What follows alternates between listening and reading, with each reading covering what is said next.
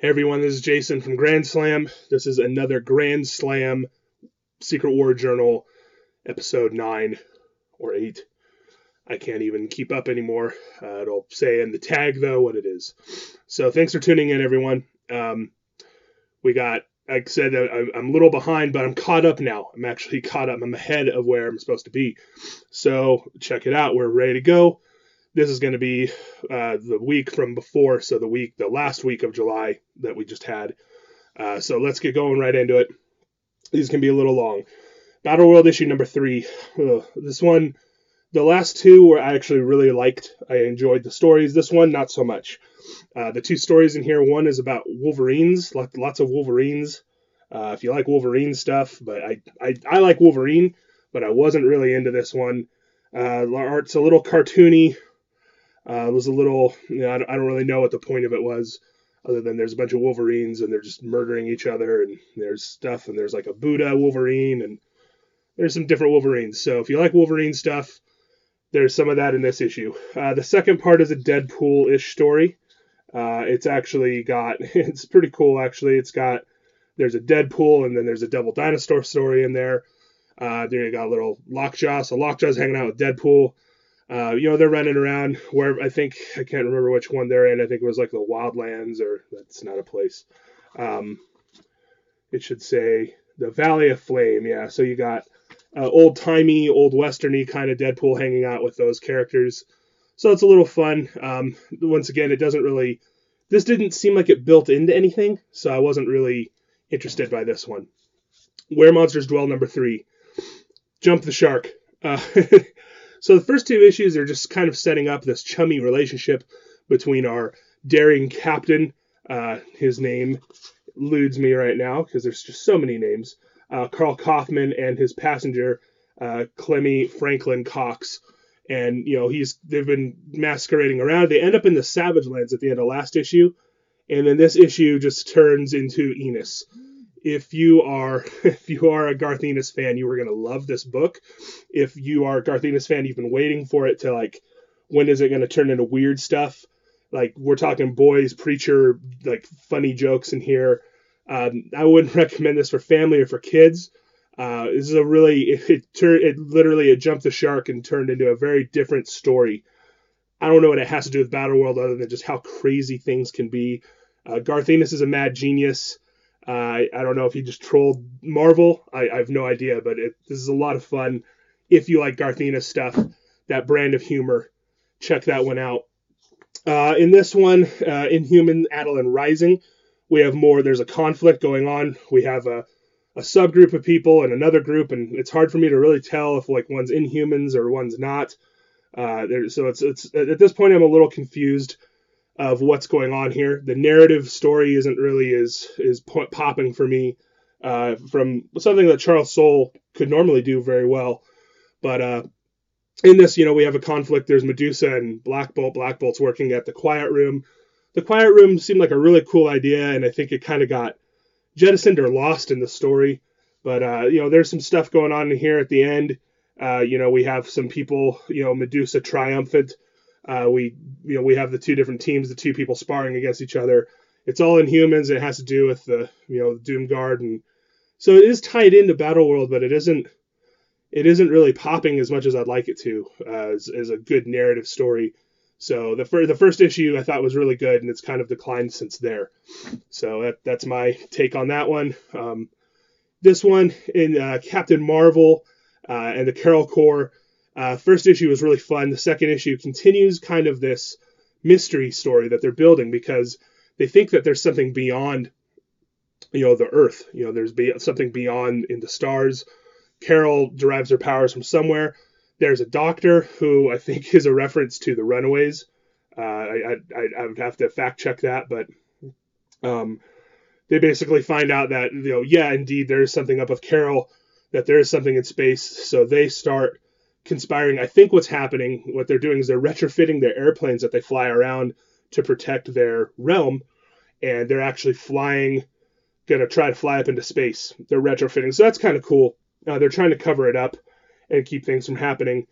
We have a version of Jim Rhodes who was the captain of a boat called the Albatross, and he also thought there was something weird going on. He tried to sail out into the seas, and Carol's going to try to fly up into space.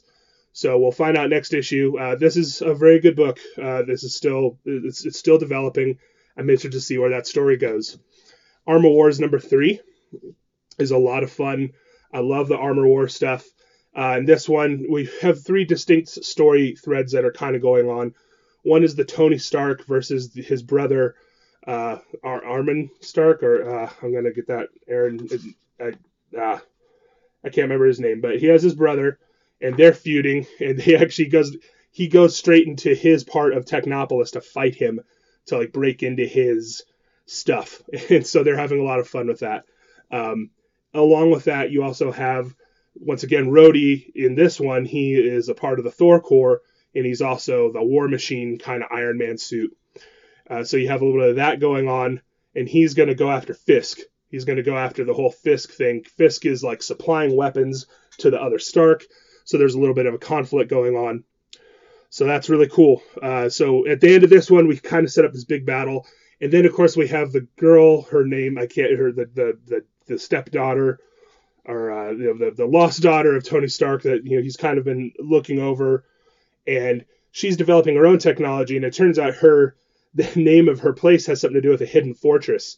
So she's like working on crazy, awesome technology. So this is building up to a big battle. It's a Battle World book. That's kind of where all these stories are heading up, is huge conflicts, big boom, big effects, lots of fun. I like, if you like Tony Stark and if you like Iron Man stuff, it's going to be a lot of fun. Korvac Saga number 2. This is one I wasn't super big on the first time. The second issue gets a little bit better, even though I've still lost a little bit in the beginning. With all the characters, from what I've heard, someone talked to me about this, is Guardians of the Galaxy, Guardians 3K or 3000 is a book that was coming out right before this happened, and this kind of ties in all that stuff. And so I was a little lost because I don't follow any of that. It's a different Guardians of the Galaxy team. But this one, once again, Simon Williams, Wonder Man, is a Baron, and then there's a Korvac. He's also a Baron, and they're kind of meeting up. And his wife turns into this monster, and they kill it. Captain Marvel kills the monster, and so things are getting pretty hairy around here. But they're trying to figure out like what's going on. There's a conspiracy with the stars. People are saying the stars, and there's a world beyond Doom, kind of very similar to what we got out of the Captain Marvel book. So this is all tying back in. There's a little mystery, a little intrigue. This book was a lot better. I thought the narrative storyline is starting to form. Really interesting ending with who shows up at the end. Some really interesting entity. It's a lot of fun if you like that kind of book. Planet Hulk number 3. This is just more. This is a fun book. It's Captain America with Devil Dinosaur, and you have Doc Green, and there's lots of great dialogue in here, lots of lines, lots of walking through Greenland and kind of like humming and hawing over his mission. His mission is to go free Bucky from the Red King, and he's kind of having to do it because Dr. Doom wants him to do it. God Doom wants him to do it, and Doc Green is kind of like, well, yeah, but you're just a puppet if you do that. So he's like, well, bottom line is I'm getting Bucky, and if I kill the Red King. But Doc Green thinks that killing the Red King's a bad idea, so there's some conflict going on. At the end of the issue, we have some conflict with the different cultures that are going on in the whole Gamble World place. So this is still a continuing story. It's a lot of fun. The art's great. Dialogue's good. Fun book if you haven't been getting Planet Hulk. If you like Hulk stuff, that's a good one to get. All right, so my last few issues here are all number 1s. So they still keep releasing new books. We're still waiting for the new ones to come out. So first off is Hail Hydra number 1. This is a Rick Remender book.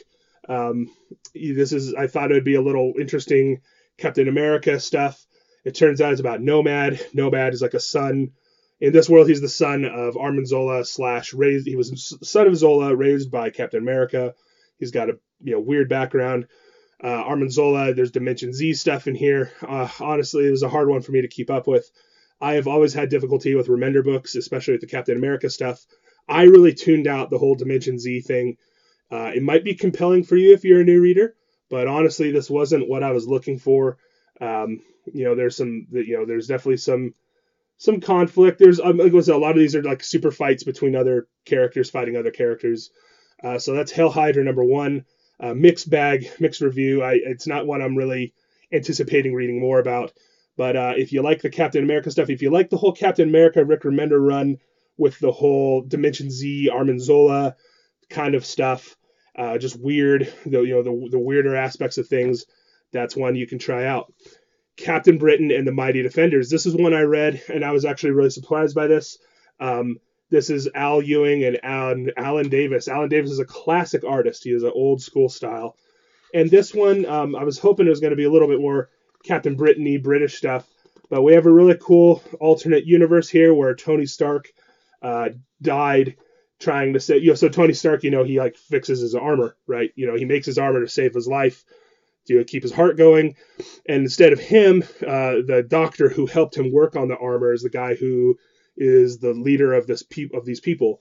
And so he has the armor, and he's the one that's, being progressive and, being the leader. So we kind of get to follow him. And there's some interesting characters that kind of come up out of here. Really interesting stuff going on here. Lots of good references. I thought it was a really compelling book. The art's great.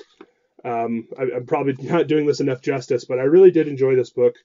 There's some really cool stuff in here going on with the law and justice and who rules this domain. I can't remember the name of the domain off the top of my head. Yeah, you're watching me read a book. This is awesome. I can't remember. But anyways, Baron Jensen. It's cool stuff. You just saw me prattle through that. I do apologize. This is a much better book than I'm giving it credit for right now. Siege #1.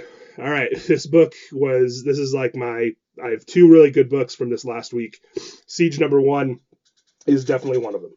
So Siege #1 is Kieran Gillen, and he is definitely, this is like totally like a great story inside of the Doom world. This one follows Lorna. I think I'm probably getting that wrong because I get all my girls. Abigail Brand, sorry. So Abigail Brand, she is a character. She's with the sword, which is basically the intergalactic shield. They protect the Earth. They like go out and kill aliens and do cool stuff. This is following her character and what that would be in this world. And she protects and she's definitely involved in the shield on Earth and dealing with those things. And her character is very interesting here, and we kind of get to see more of the inner workings of what happens with the shield, how the shield failed in the past, and also there's some really cool stuff in here. Kang the Conqueror shows up, and there's a time anomaly that happens, really cool time travel stuff. And at the end, we find out the idea of this one is that in 20 days, the fall of the shield is going to happen. So I know, like I said, I know these are spoilers or whatever, but this is a book you don't want to miss out because the whole idea of the shield, everything behind the shield is awesome, right? Like it's all bad, evil, vile stuff. And that's going to create a huge problem for everybody.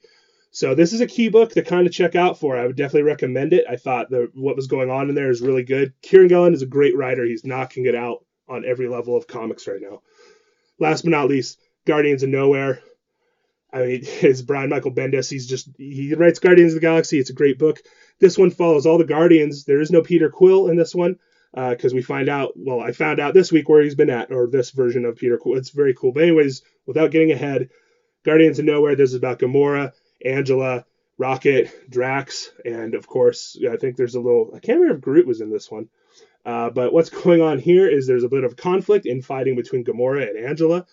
And there's like a whole story of like Nowhere's a domain, which is kind of like a planet head. So I don't even know if it's on Battle World, but they're all supposed to be on Nowhere. They can't leave it, just like every place else. And Doom is, the law of Doom is, intact and everything.